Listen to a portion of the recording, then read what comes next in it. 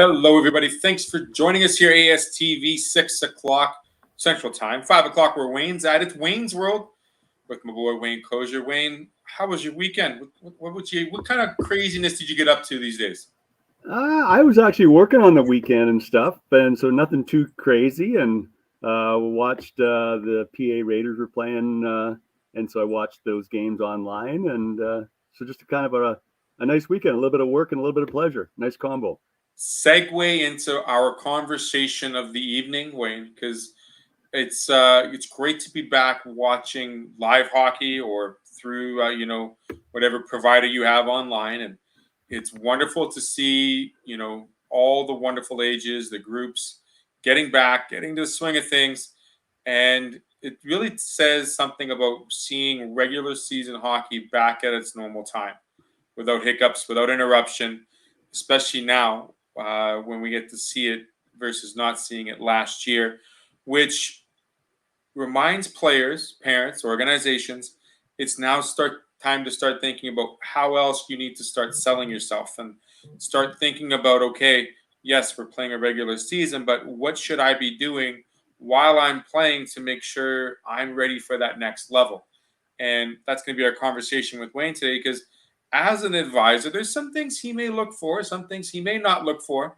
But in terms of a portfolio, how important is it to a player to make sure that they are putting together the right things and they're crossing the T's and dotting the I's?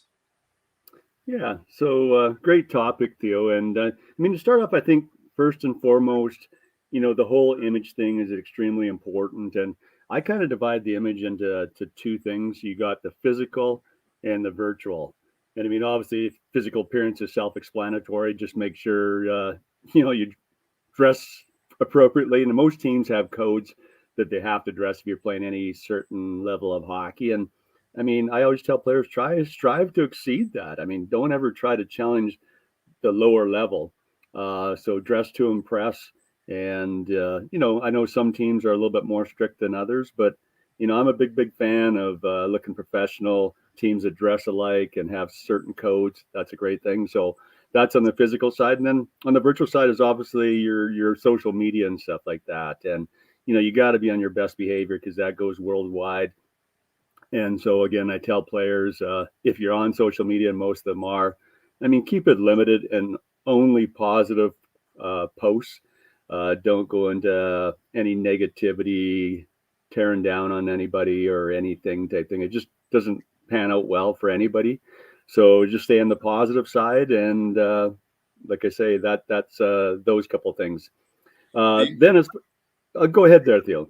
You mentioned that. I want to bring that real quick because they talk about the digital fingerprint that youngsters don't realize. They may think, oh, it's just what I posted today, or it's certain social media pages will have it up there for about an hour and then it goes away.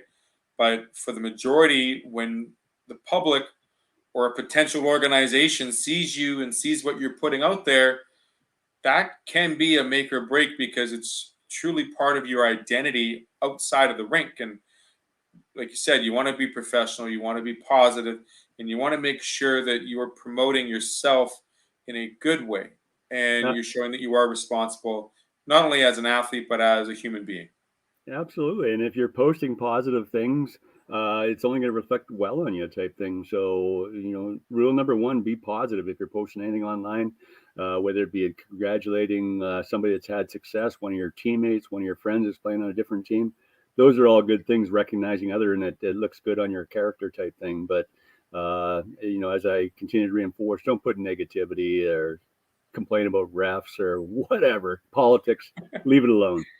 Refs, politics, religion, probably the three strikeout you could possibly, the trifecta of getting yourself in hot water without There you having a hot go. water tap on. Wayne, I got to ask you this question. As an advisor, I mean, when you peruse social media pages for some of your clients, obviously you're going to provide that professional opinion. Is there a lot of, corrections, sorry, that have to be done for some of these players? Not any that I've encountered really, Theo. And again, in the early stages of this, but for the most part, the elite players seem to get it for the most part. Most of them, you hardly even see any posts on there. particularly on the Twitter and stuff, which is one of the key ones, and of course the Instagram. But most of them seem to be just very rarely ever posting, and it's only typically, as hockey players, it's about their favorite NHL team or one of their buddies or their teammates had success type thing. You don't even see any self promotion from these kids. They all get it that the best promotion is from either an advisor or a third party. That's the things that you say NCAA teams or higher teams like to see is a third party validating your skills and abilities and success.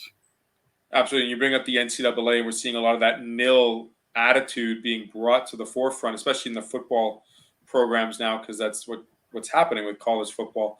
Just how important it is to maintain that professional conduct. And if you do have those quote unquote, skeletons in the closet, they tend to show up.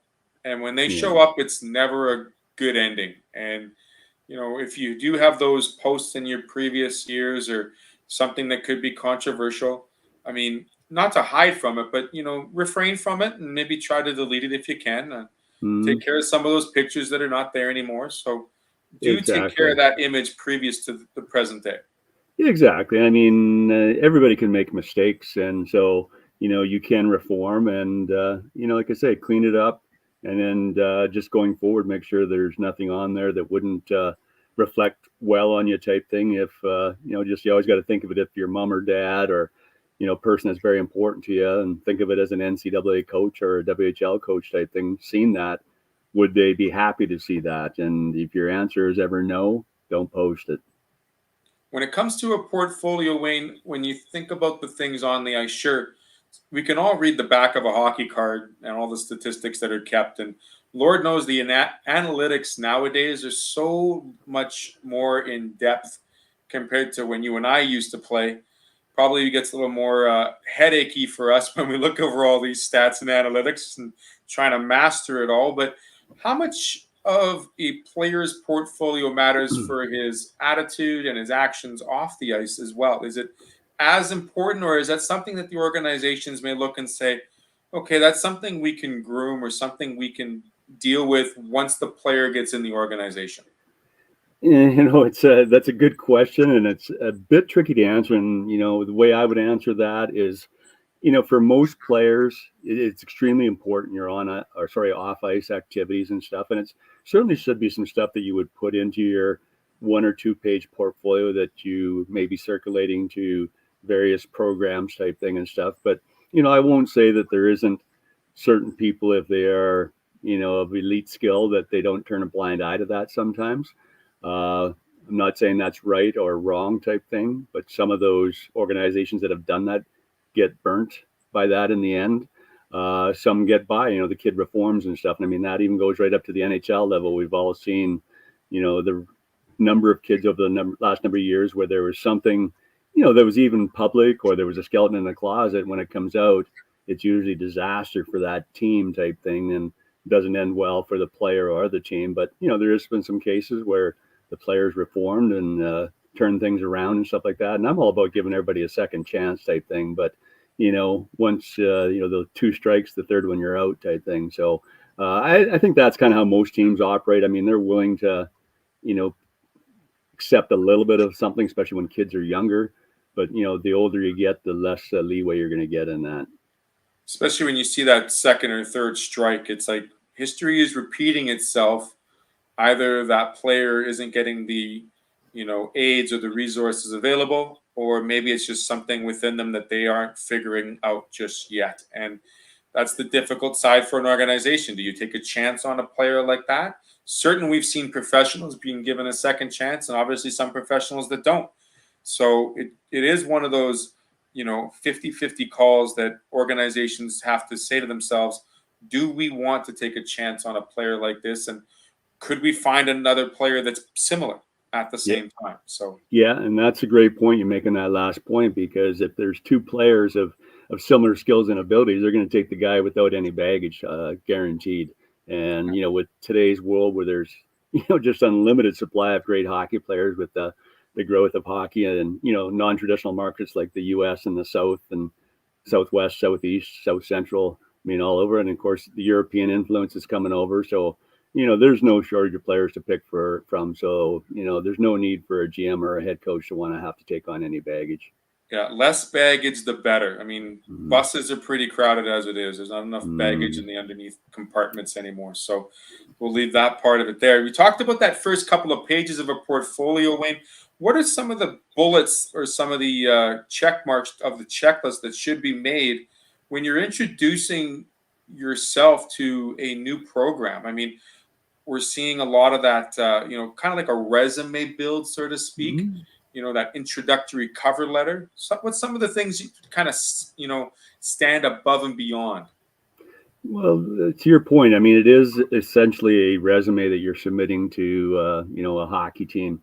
And so, first and foremost, you got to be professional, and the grammar should be like perfect. It's just not acceptable, and it won't come across good with all the tools that are available online to check grammar and stuff like that, and to write professional letters. There should be no reason for anything less than perfect, I'll say. And I mean, I'm guilty of that as far as when I get letters or notes from people. If it's not professional, I mean, it takes a bottom rung right out of the cage type thing when somebody sends me something that's not professional, or, you don't want to start, hey, dude, and stuff like that. And crazy enough, stuff like that does happen.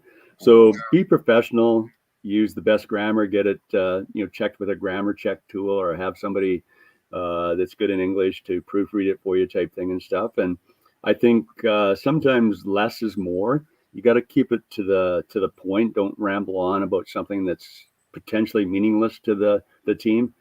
Hit them with those high impact bullets and stuff, and those points as far as your grade point average type thing, or academic marks. Maybe some quick stats on what type of a player you are, maybe who you model your game after. And you don't have to go a whole lot into stats, because they can quickly, usually you send electronically, include a link type thing to your elite prospects profile. It has all those stats there. There's no use kind of putting that into your one pager. And again, I like to keep it to one page. You can go to two, but you go past that, nobody's going to read it anyway. So again, to the point, high impact points of, you're selling yourself, and think about that, right? So if you turn the table and you're the coach or the GM, what do you want to see in a player, or hear it from a player, what they have to catch their attention? And again, you got to be 100% honest. So if you're not a sniper, don't put in there that you're a sniper.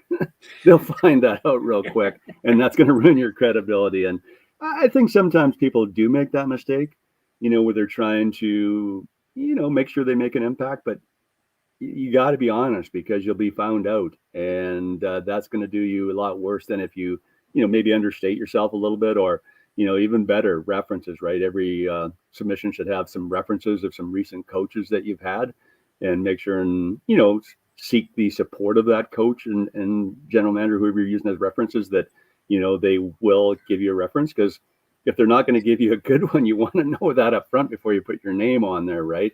And third-party references are, much more valuable to, programs than, what the dad says, what the mom says. And, even your current coach can be risky, because sometimes they just want to promote their program. So they want to say all their players are great, makes them look great.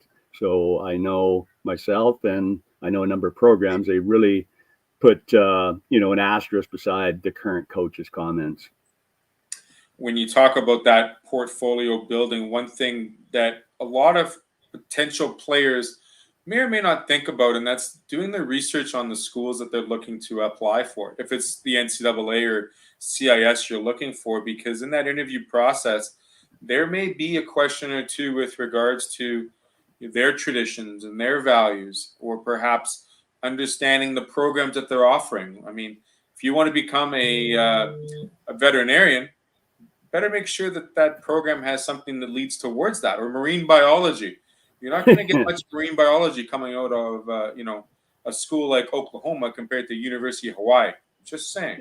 Exactly. So that's a great point, Theo. And I mean, I think maybe a good way to wrap up our conversation is that players need to make sure they don't send out mass emails. So if there's 100 colleges, sending them to 100 in the same letter, it's got to be personalized, because that'll get sniffed out right away. So you got to do your research, like you say. You might want to even state why you like their program and their college, and why you think you're a great fit. So great point you raised there. Absolutely. I mean, mention the mascot. I remember when I was going through the process back in the Wayback Machine, I remember having a priest, for example, needing a letter from a priest because I was going to potentially go to a Catholic school. And we'll leave that name out of it because you can probably guess which one it was. I was accepted, just wasn't accepted in the way I wanted to. So, nonetheless, do your research.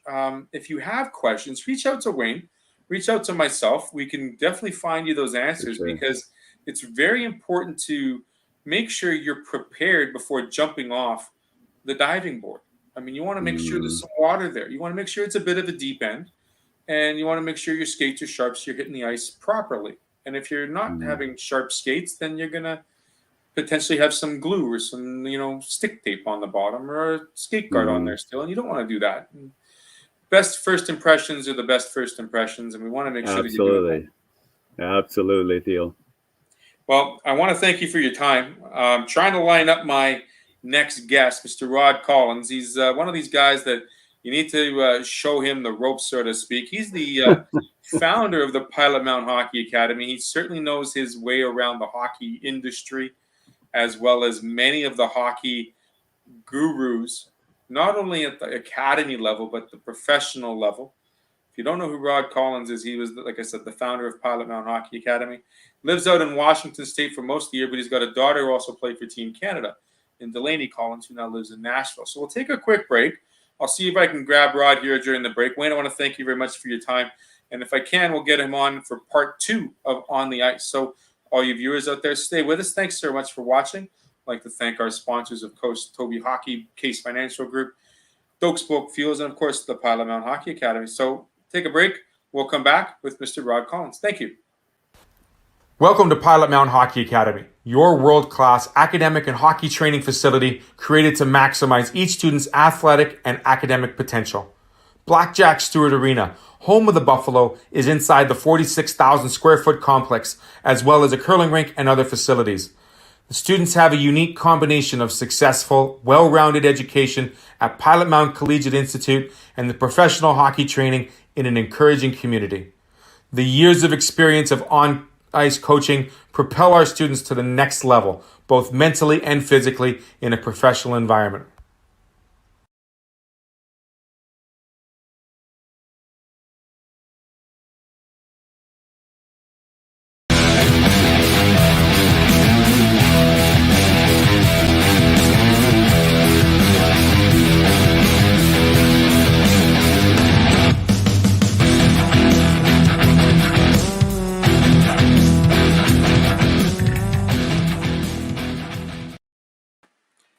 Joining me now on part 2 of On the Ice here, Mr. Rod Collins. Rod, good evening. Thanks for taking the time. I know you're an extremely busy man. Well, glad to be on anytime I can. Yep, absolutely. Thanks for having me. Right on, Rod. So I see you're in the comfy chair. You're not stuck at the rink anymore, which is good, right? Yeah, well, I ran a practice today and had 100 other things to do, so but I got a little free time now. Little free time now. Let's quickly wrap into what the last 6 weeks has looked for, not only the programs, but the academy in itself, Rod. What have we enjoyed thus far at the beginning of this regular season, since we now have one, compared to last year? Well, that's the big thing, being able to have a regular season, getting kids competing, across Western Canada here, obviously. That's a huge thing for our kids. We haven't competed at the level yet that I feel we can, and obviously we're patient and we work with our kids. So we're excited about the future. We got a great bunch of kids in all 3 teams, and we've got good, talented players, but they got to learn to play at the prep level, and so that'll be an ongoing process. How have we been able to not only work with the rest of the schedule with the CSSHL, but also have some exhibition matches within the province to not only see where the players, match up, but also just give them that game preparedness, that game operation, so that they can get their feet wet, so to speak, because they haven't done that for over 12 months. Well, that's a huge thing. I think a lot of these kids, no matter what level we're playing, whether it's exhibition or league, is getting back to a game situation. You can practice all you want and develop skills, but the intensity of a game situation and the strategy of a game situation has to take place. And so the more games we play, I'm assuming the better we'll get at that. And it's I know for the kids, it's exciting to be able to get back and play games. How excited have the kids been with your, discussions with them over the last month and a half, with not only how well the rink is prepared, but how well the academy is prepared in terms of resources, but just feeling like it's now a little bit of home for them, because a lot of the kids, I want to say close to 90% of them, if not more, are not from Pilot Mountain. Well, we try very hard, Theo, to make this a home setting for them.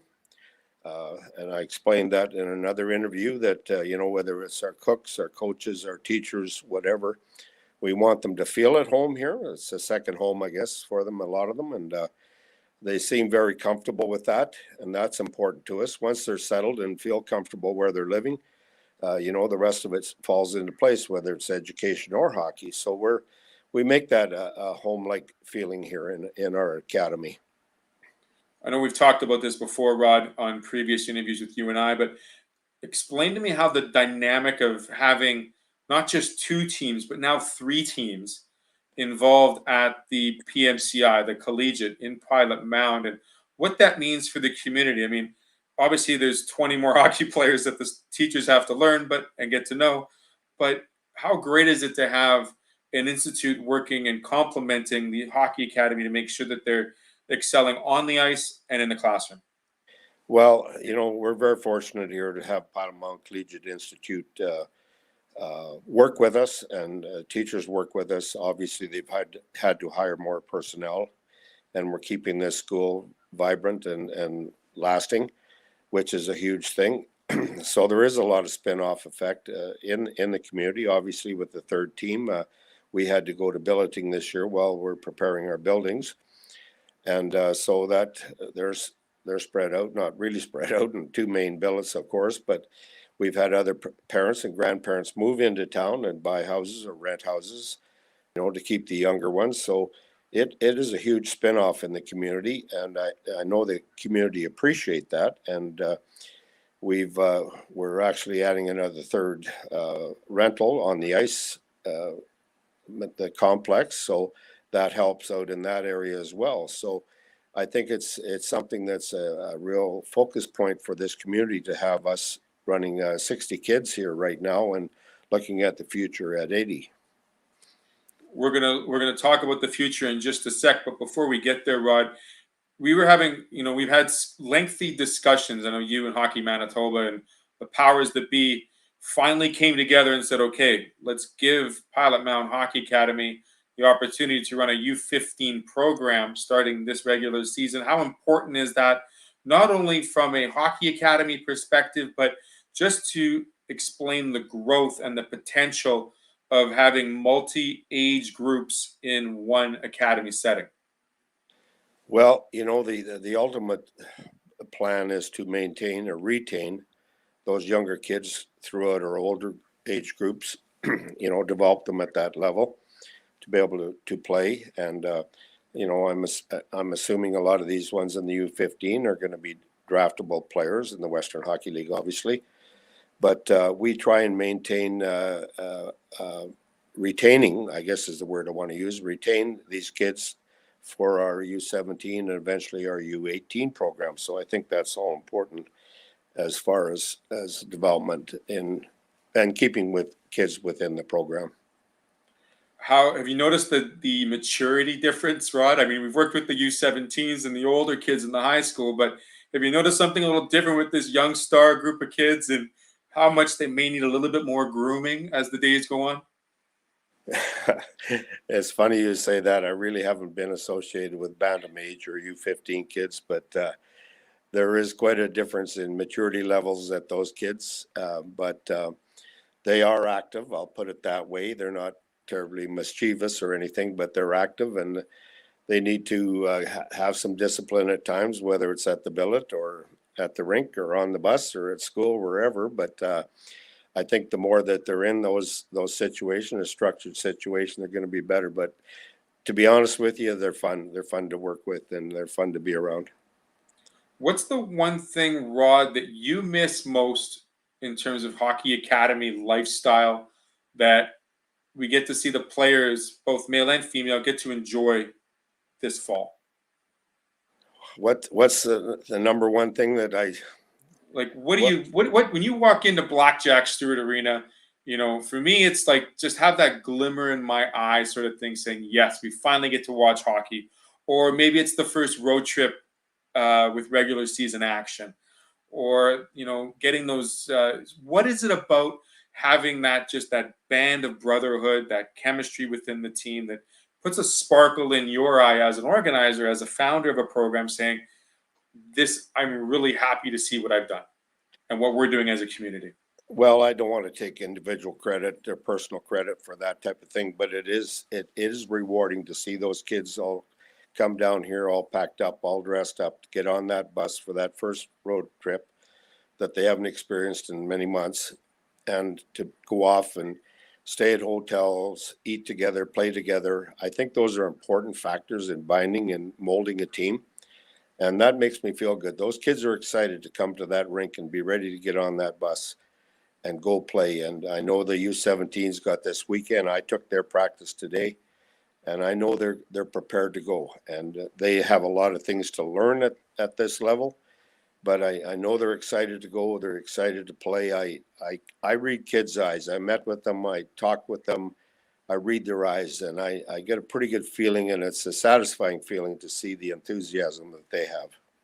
They had a week this past weekend with Edge. Unfortunately, unable to come up with a W, but they're heading to Karen Point, I believe, in Saskatchewan this upcoming weekend. Correct, Rod?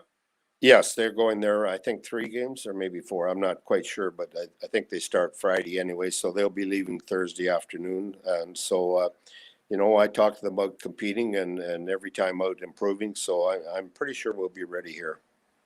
Speaking of recruiting and getting those teams together, how difficult was it this year with the borders being closed or having that accessibility to international players for all three teams? You know what? I thought it would be easier as the years went on, obviously, and winning, but it was fairly difficult because we had a lot of kids out of province, out of country that were interested in our program, but even the COVID situation deterred them from coming. So it did make it a challenge recruiting, but I'm assuming as COVID settles down and the borders open up even more, that it'll be somewhat easier.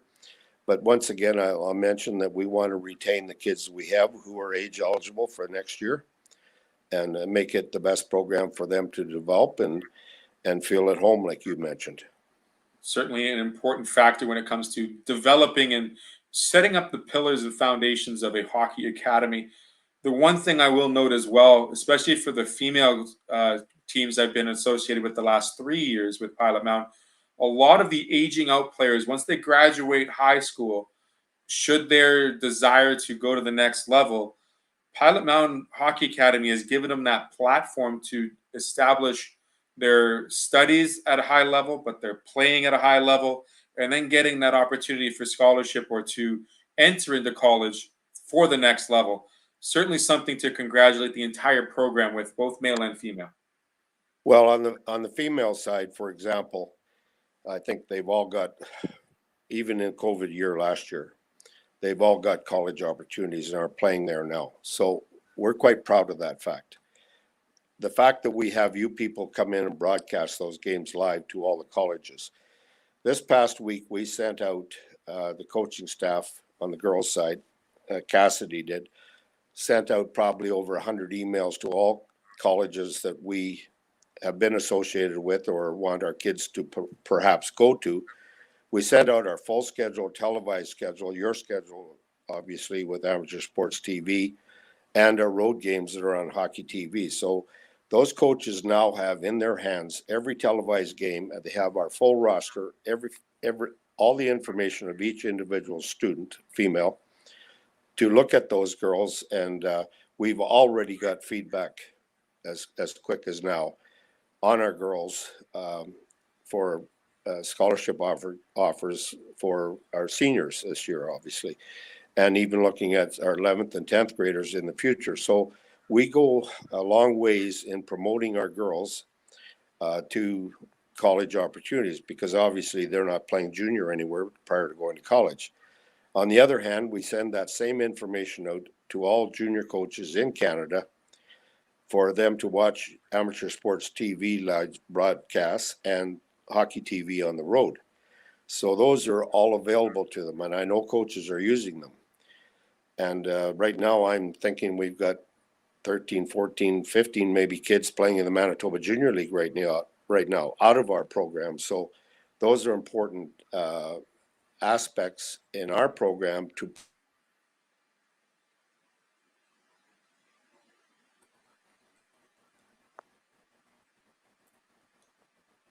I got Rod frozen on me. Just give us 1 sec, people. We'll see if we get Rod back.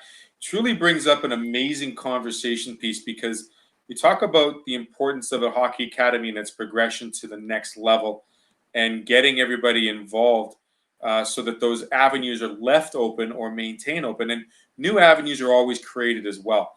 We see a lot of the female team, if you look at some previous interviews here on ASTV, you'll see them going to the States or going into Western Canadian and CIS programs, allowing them that opportunity to further their education, as well as getting involved at that post-secondary education level. I'm hoping Rod will join us here in a couple of seconds. We'll see if he can. If not, we'll wrap up here on AST. I'd like to thank our sponsors, like I said, Doak Spoke Fuels, Case Financial Group, Tovey Hockey, and of course, PMCI and Pilot Mountain Hockey Academy. We were live last weekend. We did our game of the month down at Blackjack Stewart Arena. We're going to do that the same next month in the middle of November as well. Look for those dates on astvproductions.com or wherever you watch our shows. We'd like to thank everybody very much for joining us, and we'd like to thank our sponsors as well. And thank you for allowing hockey back into your living room here on all the networks that we provide those feeds to. And I want to say thank you to everybody. Enjoy the rest of the evening. Have a great rest of the week. Bringing more goodness to the greatness here on ASTV. And of course, take care of yourselves, take care of your family, take care of your friends. Be safe out there, people. And let's get back to getting back to normal here and all the time.